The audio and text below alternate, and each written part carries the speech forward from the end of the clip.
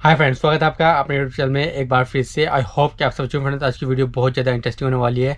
तो वीडियो जो है वो रज़ा गराफी की है। बहुत अमेजिंग वीडियोस बनाते हैं। जिस तरह से फ़लस्तीन और इजराइल की लड़ाई चली उसी के ऊपर इन्होंने वीडियो बनाई है। बहुत अच्छा एनालाइज किया है। कह रहे हैं कि तीसरा विश्व हो सकता है और क़यामत की निशानी है इस टाइप का वीडियो होना। तो उसी ऊपर कुछ बात बता रहे हैं वो। चलो वीडियो दे लेते हैं, बाद में वीडियो के बारे में हम बात करेंगे। दोस्तों आपको बता दूं कि जो हम नहीं चाहते थे, जो दुनिया नहीं चाहती थी, दुनिया में अब वो होने वाला है। विश्व युद्ध की तरफ हम आगे बढ़ रहे हैं।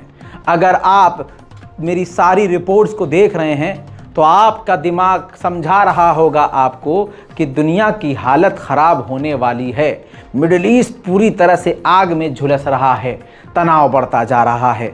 दोस्तों ऐसे में जिस बंदे की बात मायने रखती है, उस बंदे ने ऐसी बात कह दी है जिसके बाद इस बात की पुष्टि होती है कि हम वर्ल्ड वॉर की तरफ आगे बढ़ रहे हैं। एलन मस्क को कौन नहीं जानता। दोस्तों फ़िलिस्तीन और इजराइल के मुद्दे पर बात करते हुए, ट्विटर के स्पेस पर बात करते हुए एलन मस्क ने साफ कह दिया है कि हम धीरे धीरे वर्ल्ड वॉर 3 की तरफ आगे बढ़ रहे हैं, जो काफ़ी ख़तरनाक है। I think we are sleepwalking our way into World War III. Sleepwalking our way into World War III, with one foolish decision after another, as you outlined, David. And and really, people should be deeply self-reflective. If their predictions have not come true, they should consider whether perhaps their other predictions might not come true either. I mean, what is the track record here? It's not good. You know, it's funny in the investing world, in the VC world in which, we operate. इसके बाद दोस्तों सीधी सीधी बात है, America इस जंग में कूद गया है दूसरे दिन से ही। इजराइल को सबसे खतरनाक हथियार दे रहा है। पूरे मिडिल ईस्ट में अमेरिका ने अपने सैनिक तैनात कर दिए हैं। कई अरब देशों में अपने एयर डिफेंस सिस्टम तैनात कर दिए हैं। इजराइल के अंदर उसने अपनी यूएस की मिलिट्री और यूएस के अमेरिकी सेना के सबसे बड़े कमांडोज को भेजा हुआ है, सबसे बड़े कमांडर को भेजा हुआ है, वॉर एक्सपर्ट को भेजा हुआ है। तो आप समझ सकते हैं मामला कितना खतरनाक है। सीरिया से भी हमला हो रहा है, लेबनान से भी हमला हो रहा है, और तो और यमन से भी हमला हो रहा है, और इराक से भी हमला हो रहा है। साथ में इजराइल पर ईरान का भी खतरा मंडरा रहा है। और अगर ईरान डायरेक्ट करता है या ईरान पर डायरेक्ट कोई भी दोनों में से, अमेरिका इजराइल में से हमला करते हैं, तो आप समझ सकते हैं कि ये जो चिंगारी लगी हुई है ये कब आग में बदल जाएगी किसी को पता भी नहीं चलेगा। दोस्तों उधर गाजा के लड़ाके संगठन ने साफ तौर से कह दिया है कि हम तमाम हॉस्टेज को, कैदियों को, इजराइल के कैदियों को रिहा करने को तैयार हैं। बस हमारी शर्त यह है कि गाजा के ऊपर बमबारी बंद कर दे इजराइल।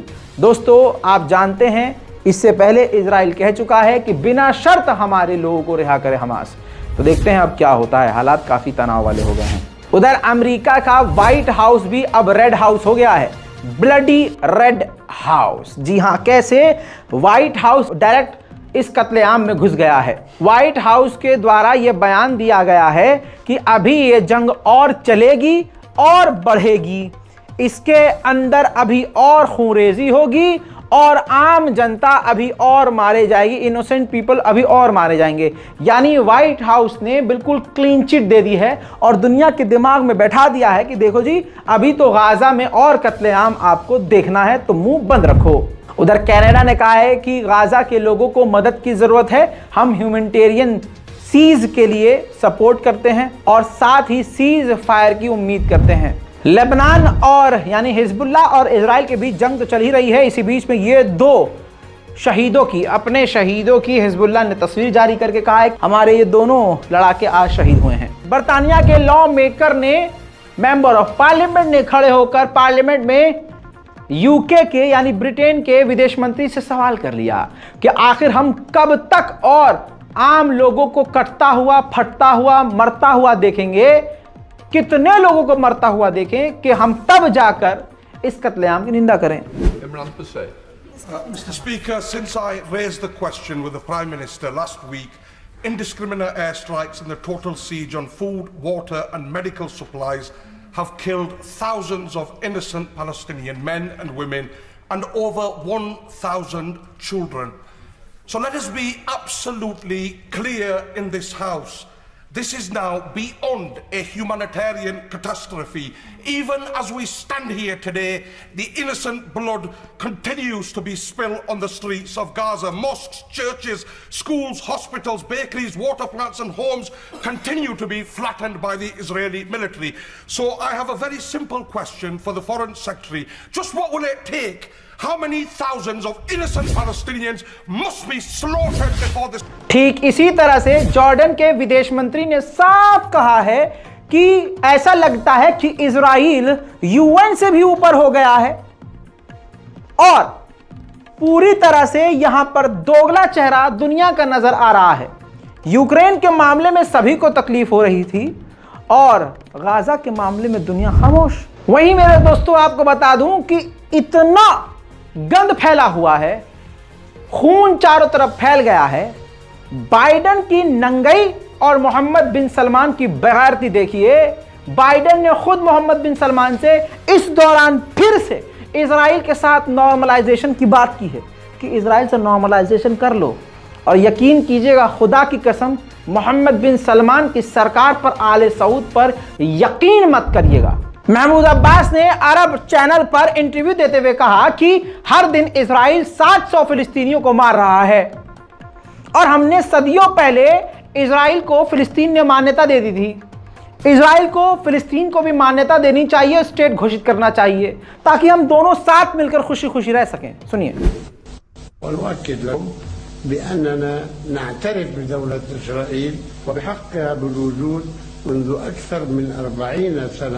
وعلى إسرائيل أن تعترف بحق الشعب الفلسطيني بدولة مستقلة تعيش جنبا إلى جنب مع دولة إسرائيل। वहीं दोस्तों सऊदी अरब के विदेश मंत्री और सऊदी अरब पर भरोसा करना बिल्कुल एकदम अपने पैर पर कीला ठोकना है भाई। सऊदी अरब के विदेश मंत्री ने और सऊदी ने कुछ अरब देशों ने एक दो लाइन सीखी हुई है, वही रट्टा मार रहे हैं। सऊदी अरब के विदेश मंत्री ने कहा है कि इजराइल जो कत्लेआम कर रहा है वो सरासर गलत है, सीज फायर होना चाहिए, तुरंत उनको मदद भेजनी चाहिए। लगातार जिस तरह से इजराइल हमला कर रहा है ये अनएक्सेप्टेबल है और गाजा के लोगों को मदद की ज़रूरत है। हम चाहते हैं कि तुरंत जंग रुके और उनको मदद भेजी जाए। बगैरत। सुनिए। كلنا منذ اندلاع الأزمة ونحن على تواصل مستمر مع كل شركائنا الدوليين بما في الولايات المتحدة الأمريكية، ورسالتنا واضحة: لا بد من وقف إطلاق النار، ولا بد من رفع الحصار، ولا بد من إيصال المساعدات الإنسانية بشكل عاجل. وهذه رسالة وصلت إلى الجميع بصوت واحد من الدول العربية والمملكة الأردنية الهاشمية وجمهورية مصر العربية والمملكة العربية السعودية. كلنا قمنا بتواصل مكثف في هذا الإطار، والآن نرى بداية دخول المساعدات إلى غزة، لكن هذه البداية غير كافية. هذه الكميات لا تلبي المطلوب أبدا، والمطلوب فتح المسارات। इजराइल पर तो इस वक्त बिल्कुल ऐसा लग रहा है यहाँ जो कट्टरवादी पार्टी है ना उसका भूत चढ़ गया है। सामने से कत्लेआम मुसलमानों आकर के कह रहे हैं कि हमने आतंकवादियों को मारा है। ठीक बिल्कुल ऐसे ही भाजपा और आरएसएस की नीति। इजराइल के विदेश मंत्री ने कहा है कि हम सिविलियन को मार ही नहीं रहे, हम तो सिर्फ आतंकवादियों को मार रहे हैं। तमाम सोशल मीडिया पर आप देख रहे हैं छोटे छोटे बच्चे, तो उनकी नज़र में भाई उन कहते हैं, वो अपने आप कहते हैं कि हमारी तौरात में, हमारी किताब में, हमारी धार्मिक किताब में साफ लिखा हुआ है, बच्चा हो, बूढ़ा हो, बुजुर्ग हो, जानवर तो हो हत्ता, उसको भी मारो, तुम्हारा ईश्वर उससे खुश होगा। इजराइल ने मना कर दिया कि हम कोई भी फ्यूल जाने नहीं देंगे गाजा के अंदर। यूएन की जो संस्था वहाँ जो काम कर रही है बचाव का, राहत का, उसने कहा है कि हमें फ्यूल की ज़रूरत है और अगर आपने फ्यूल नहीं दिया तो हम गाजा के अंदर काम करना बंद कर देंगे। अरे यूएन वालों, वैसे भी तुम्हारी कोई औकात नहीं है। अगर इंसानियत के नाते तुम कुछ काम कर भी रहे हो और वो तुम्हें परेशान कर रहा है तो इतना तो दिमाग लगाओ। इजराइल चाह ही यही रहा है कि यूएन भी निकल जाए, उनको बिल्कुल तनहा छोड़ दिया जाए, चारों तरफ से घेर के मारता रहे। फिर दोस्तों डेनमार्क में इजराइल के खिलाफ फिलिस्तीन के समर्थन में प्रदर्शन शुरू हो चुका है, वो भी काफी बड़ा।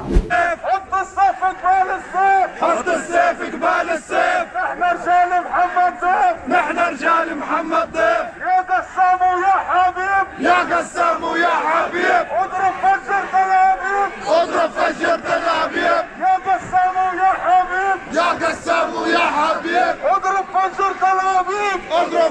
تل ابيب.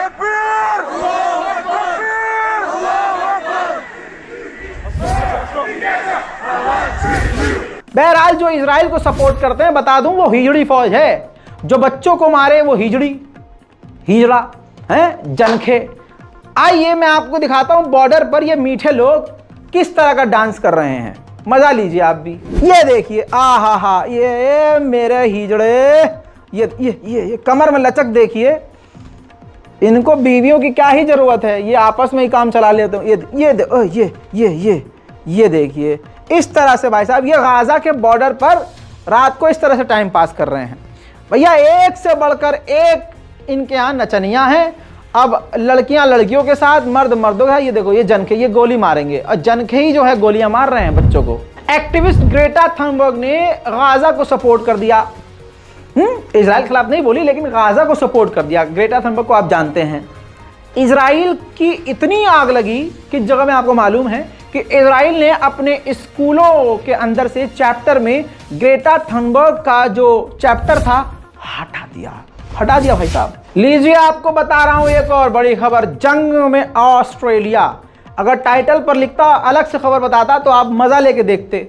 इसलिए कहता हूं मेरी रिपोर्ट अगर लंबी भी हुआ करे तो देखा करिए। ज्यादातर ये खबर देने में और ऐसी खबर बताने में हमारी तमाम वीडियोस पर ऐड को ब्लॉक कर दिया जाता है, कभी कभी एज रिस्ट्रिक्शन लगा दिया जाता है, समझ रहे हैं। तो इसीलिए ये URL दिया जाता है आपको, ताकि अगर आप इतनी मोहब्बत दिखा रहे हैं और चाह रहे हैं कि लगातार हम काम करते रहें, 24 घंटे काम कर रहे हैं, तो भैया सपोर्ट जरूरी है आपका। आपको बता दूं कि ऑस्ट्रेलिया ने मिडिल ईस्ट में अपने 2 एयरक्राफ्ट फाइटर जेट तैनात कर दिए हैं, क्योंकि खतरा उसको भी दिख रहा है।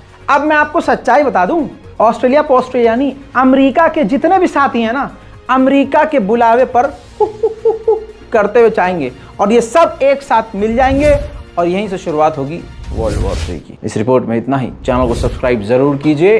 रज़ाग्राफी अनस्क्रिप्टेड पर जाइए, ये हमारा दूसरा चैनल है। इस पर भी तमाम जानकारियां, दुनिया की बड़ी बड़ी खबरें इस पर मौजूद हैं। इस चैनल रज़ाग्राफी को भी सब्सक्राइब कीजिए ताकि आपको तमाम अपडेट मिलते रहें। जय हिंद।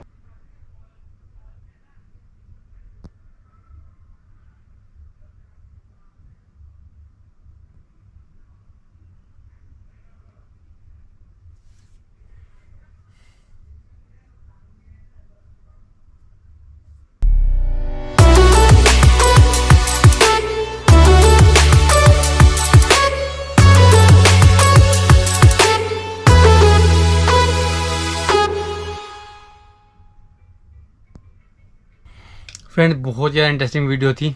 रज़ाग्राफी की वीडियो थी, बहुत अमेजिंग वीडियो थी। ये बनाते हैं तो बता रहे थे किस तरह से जो है युद्ध जो हालात है वो बढ़ते जा रहे हैं, और जो है वाइट हाउस जो है वो रेड हाउस बन चुका है। किस तरह से वहाँ बयान जारी हो रहे हैं कि ये जंग और भी चलेगी। अगर ऐसे ही चलता रहा तो बहुत ज़्यादा जो बेगुनाह हैं वो और ज़्यादा मरते रहेंगे, और इस जो लड़ाई में है और देश भी इन्वॉल्व होते रहेंगे। जितने ज़्यादा देश इन्वॉल्व होंगे उतनी ज़्यादा देश की पब्लिक मरेगी और ज़्यादा नुकसान होता रहेगा। तो पहले से दुआ है कि जल्दी से जल्दी ये युद्ध है ये थम जाए, और जिन लोगों का नुकसान हो चुका है बस और ना हो। बहुत ज़्यादा नुकसान हो चुका है लोगों के घर से बेघर हो चुके हैं। फ़लस्तीन में बहुत लोग मर चुके हैं और इसराइल में भी काफ़ी लोग इनोसेंट मर चुके हैं। तो इस तरह से जो है दोनों तरफ लोग मर रहे हैं। तो हम तो ये चाहते हैं कि लड़ाई बिल्कुल जो है बंद हो जाए जितनी जल्दी हो सके, क्योंकि लड़ाई का जो अंत होता है वो बुरा ही होता है। तो बहुत ज़्यादा इंटरेस्टिंग वीडियो थी। आई होप आपको वीडियो पसंद होगी। आपको वीडियो पसंद है वीडियो को लाइक करें। अगर चाहते हैं कि इस टाइप की वीडियो हम आपके लिए और लाए तो हमें सपोर्ट कर सकते हैं। साथ साथ रज़ाग्राफी को जरूर सपोर्ट करें। बहुत अमेजिंग वीडियोज़ ये बनाते हैं, तो इनके चैनल को जरूर सपोर्ट करें क्योंकि वीडियो इन्हीं की थी। तो फुल क्रेडिट गोज टू रज़ाग्राफी। तो इस वीडियो में पेंड करते हैं। नेक्स्ट वीडियो मिलें किसी नेक्स्ट टॉपिक के साथ। इतना बहुत सारा ध्यान रखिए। जय हिंद, जय भारत।